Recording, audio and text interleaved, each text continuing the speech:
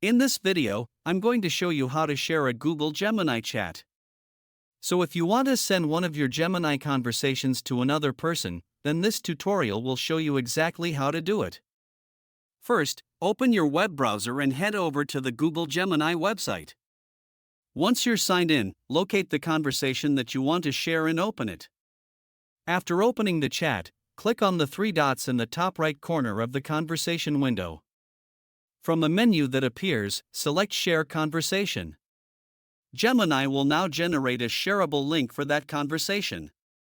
Once the link is ready, simply click Copy Link to copy it to your clipboard. You can then send this link to anyone you want through email, messaging apps, or social media. When someone opens the link, they'll be able to view the shared conversation directly in their browser. If you ever want to stop sharing the conversation, you can return to the sharing settings and delete the shared link at any time. And that's how you can share a Google Gemini chat. If you found this video helpful, make sure to leave a like and subscribe for more Google Gemini tutorials and guides.